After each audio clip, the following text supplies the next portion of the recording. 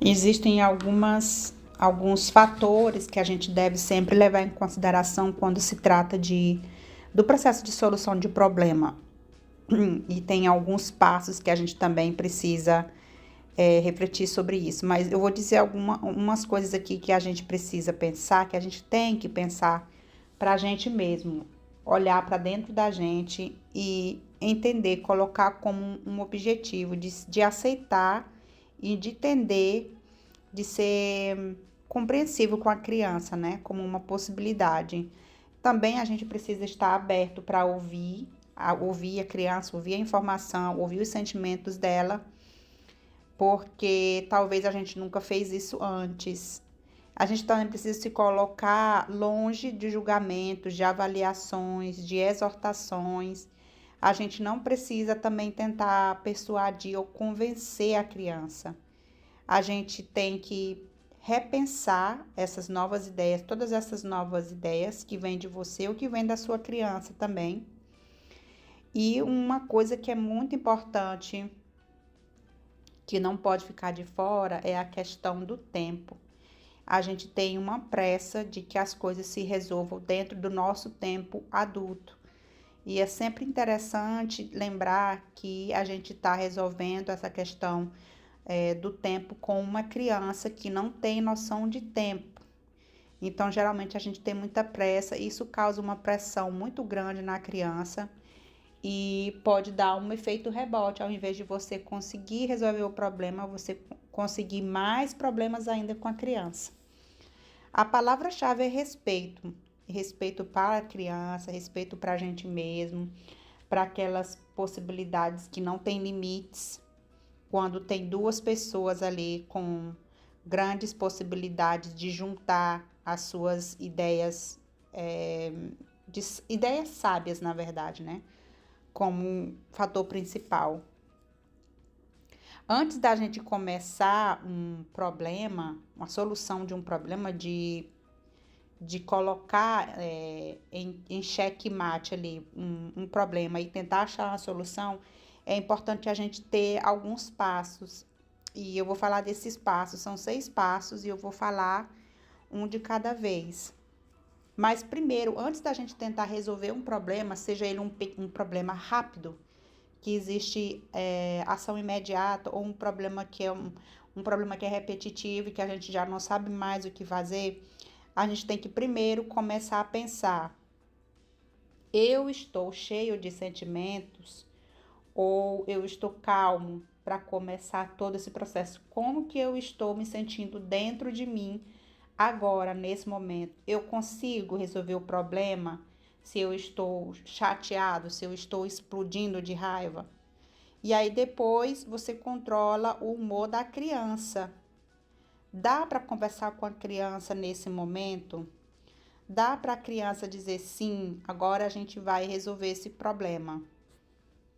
Então, o número 1 é fale sobre os sentimentos da criança. Você pode utilizar, por exemplo, a frase: eu presumo que você está se sentindo assim. Ou perguntar diretamente: como que você está se sentindo? Você não precisa economizar nessa parte de entender e de conversar sobre os sentimentos para a criança. E você pode ter uma posição de mostrar para a criança que você está tentando realmente entender e também sentir, mostrar empatia para a criança diante de toda a situação, não só da atitude, mas na situação como um contexto. O número 2 é fale sobre os seus sentimentos. Fale para ela o que você está sentindo. Olha, agora eu estou preocupada por causa disso, disso e disso. Ou então, eu estou preocupada porque eu acho que quando você faz isso, acontece isso, isso e isso.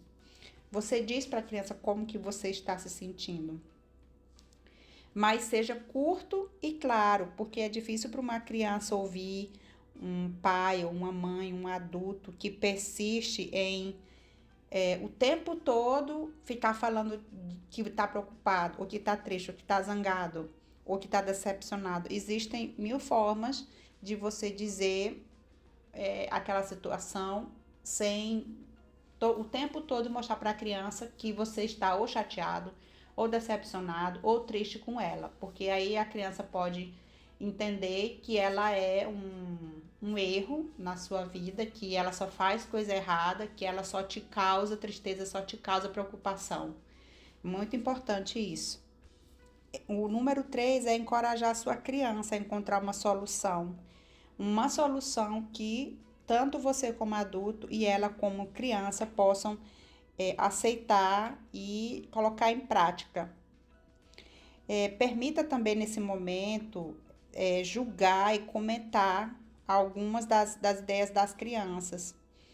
Se você disser, por exemplo, mas isso não é bom. Se você interromper esse processo da criança antes dela terminar de dizer, antes de você colocar tudo no papel do que você pretende ser feito, e ela vai dizer uma coisa e for dizer, mas isso não é bom, mas isso não vai dar certo. Então você interrompe todo o processo e todo o trabalho que você quer fazer vai ser como se fosse assim, vai perder o fio da meada. Todas as ideias suas, como da criança, são bem-vindas. E as ideias que elas são inesperadas, geralmente são elas as que são as melhores ideias e são as ideias que podem ser usadas para a solução de um problema. A palavra-chave, o significado a gente vai escrever todas as nossas ideias. Também não é obrigatório escrever, mas de alguma forma você faz esse processo como uma sugestão. Tem criança até que vai admirar você como adulto, como pai ou como mãe, quando você sentar e conversar com ela e escrever. Mas é importante também, gente, no final, depois que vocês tiverem conversado e tiverem dado sugestões, decidir quais são as ideias que você não gosta, quais são as ideias que você não gosta e também do lado da criança para poder implementar. Tenha cuidado com os comentários negativos, tipo, mas essa ideia não foi inteligente, ou então essa ideia não foi boa. Você pode acolher todas as ideias da criança, as crianças maiores, que eu falo no caso, né?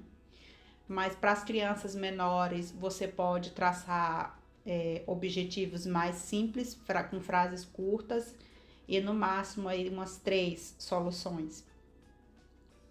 Então, você decide descrever colocando, em vez de dizer que é uma ideia estúpida, ou uma ideia burra, ou uma ideia que não é boa, você pode dizer, eu acho que é melhor, eu vou ficar mais confortável se a gente fizer assim. Ou então, parece que é um jeito melhor se a gente fizer dessa forma, por causa disso e disso. Tá bom? O passo número 5 é fazer cumprir todas aquelas decisões, aquelas soluções, mas cuidado para não ficar muito entusiasmado. E aí, quando você fica entusiasmado, você corre o risco de fazer com que a criança não se importe muito de uma forma concreta, e aí não tem como ajustar. É muito importante lembrar quais são os passos que a gente tem que fazer para colocar o plano em ação, uma ideia em ação, quem que vai ficar responsável por essa ideia e quando a gente vai começar, tá bom? O último passo, número 6, é não permita que a sua criança critique ou dê passos para trás em alguma das situações. Por exemplo, a criança fala, mas isso não ia dar certo, porque você sempre faz isso e isso. Nunca acontece porque você. É importante que a gente, como pai, esteja decidido sobre o que está acontecendo. Nenhuma reclamação ou conversa sobre o passado, tá bom? Sempre lembrar disso. A gente tem que só focar na solução do problema para o futuro, não ficar remoendo o passado.